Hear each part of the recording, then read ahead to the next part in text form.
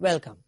We were discussing about project management. We discussed strategic management. Now we come to the final syllabus area, management of relationships. There's a clear link in this syllabus. Strategy implemented through projects. Projects are managed by people, and then there are relationships. The most important relationship topic is leadership. Controversial topic, important topic. What is leadership? We all know that somewhere down the line, isn't it? What's leadership? There's always a definition. I don't want any student to remember a definition, but it's easy. Ability to influence the behavior of others. What is leadership? Ability to influence behavior of others. Ability to influence behavior of others. So you can be a leader without a title. That's not a problem. That's what Robin Sharma says always. Lead without a title. That means you don't need a badge, you don't need authority. You can lead people through example. And that's the whole story. So leadership is a wonderful topic. Do we need this leadership? Of course, we need that. We need it everywhere. We need it in the organization, we need it in the exam, we need it in the classroom, and we need it in our day-to-day life. Because you might meet with a crisis at any given time. And that is why leadership is important. There are so many theories about leadership. So many issues. But fundamentally, what we need to do in the exam is look at what is practical leadership. Do we need Napoleon in the exam? Strange question, isn't it? Napoleon, was he a leader? Devastating leader. Fearless, arrogant, straightforward, and lost at the end. We don't want a Napoleon-type CEO. We want a much more cultured CEO, isn't it? Who will not lose. Julius Caesar, was he a leader? My goodness. Julius Caesar from nowhere. No royalty, nowhere. A normal officer in the army from the normal rank came up and became the ruler. Remarkable, isn't it? What happened at the end? Stabbed by his own colleagues 23 times and died. So, you see, they are remarkable leaders. But then, were they successful? Well, maybe they were not. But the question is, are we taking them to our exam? Certainly not. Because we are going to be professionals, we are going to manage. Do we need leadership? Of course. But not Napoleon, not Julius Caesar. Who is our leader then? Difficult question, isn't it? Were Napoleon and Julius Caesar leaders? Definitely, no doubt about that. What about Alexander the Great? At the age of 32, conquered the world. Can you imagine that? And died as well. Sad story of the most fundamentally strategic and successful leader of all time. Alexander the Great. What happened? Died at the age of 32. Sickness? No. Due to lack of management skill. Caesar died. Why? Lack of management skill. Napoleon lost in Waterloo. Why? Lack of management skills. Hannibal, after conquering Rome for 17 years, in Rome, lost again. Why? Lack of management skills and strategy. So that is what we are going to learn. There are powerful leaders, there are very brave leaders, but finally they did not succeed. So that's what we are learning.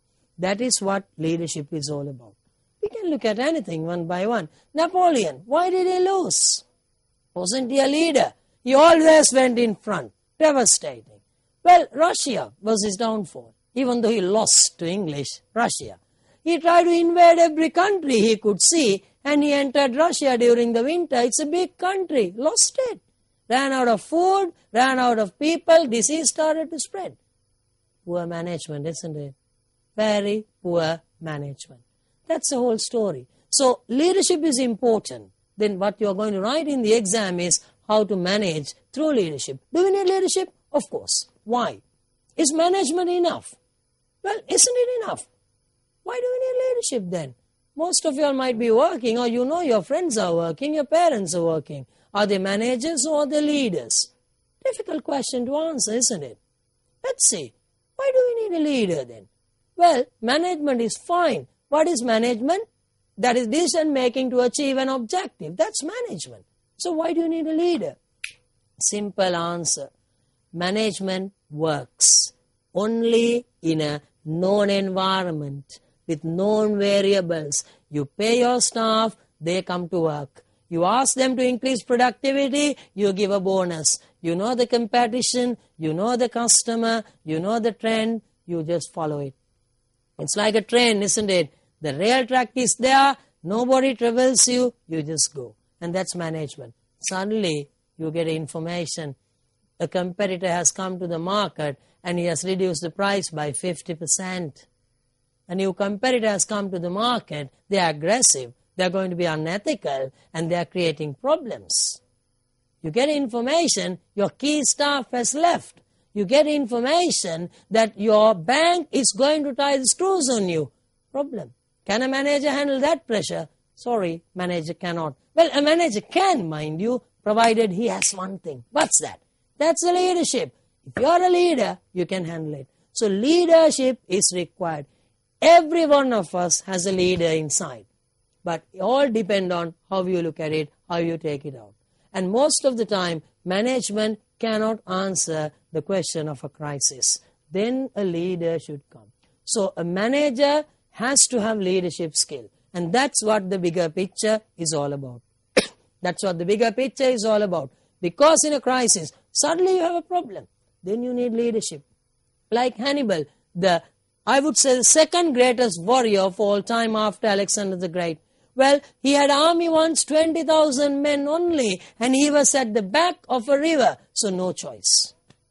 Romans had 48,000 army. You're gone. You're back to the wall with a riverbed. He fought back. Can managers solve that? Very difficult. Very difficult. Of course, you need a skill, but you need that drive. You need that spin. You need that courage. You need to motivate. A manager cannot. Manager can motivate you if the things are happening well. You get the result, market share going up, revenue coming in, here's your bonus, let's enjoy, trip to Kandalama, corporate trip. Done. That's management. Leadership is what? Ability to influence the behavior of others. There are so many theories of leadership. First theory is the trait theory. Trait theory says a trait meaning a quality. Trait theory says leaders are born, not made. What is that? Leaders are born, not made. Made meaning developed through the environment. Born meaning you're naturally gifted.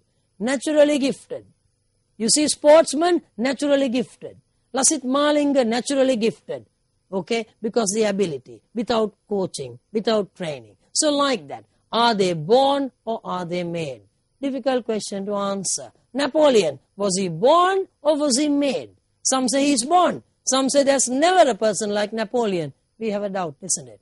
Croatia, he was born under the power of the French army, and there was a war-torn environment at that time, created that. Was Nelson Mandela born or made? Difficult question to answer, isn't it?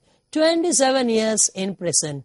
Nelson Mandela, remarkable personality. Why do we know about him? It's because they had apartheid. They treated blacks badly. He took to the streets.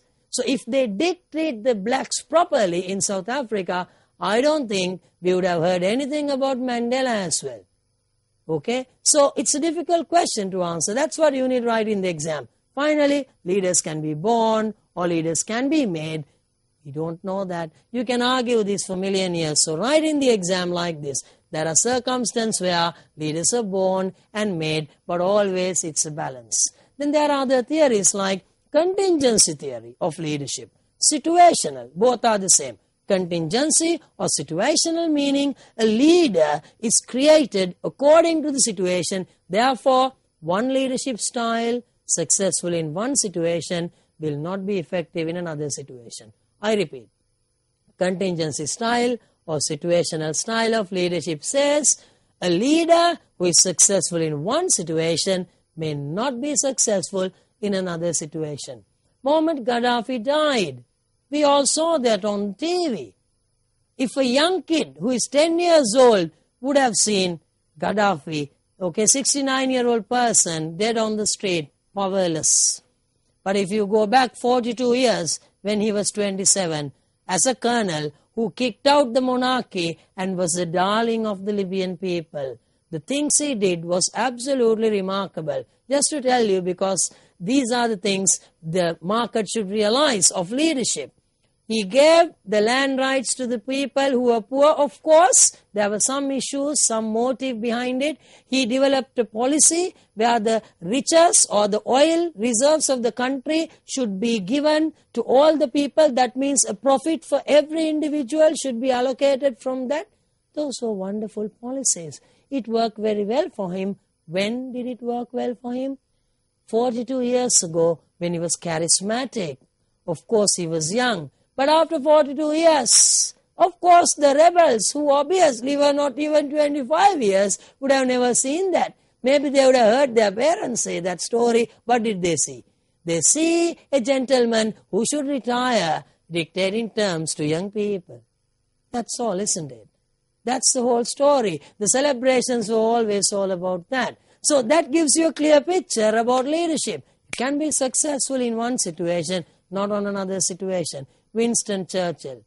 Winston Churchill is the single hand behind the defeat of Hitler and the Second World War victory for the Alliance. The Prime Minister of Britain during the Second World War. Remarkable figure, chain smoker, alcoholic, told it straight to people, arrogant, rude behavior.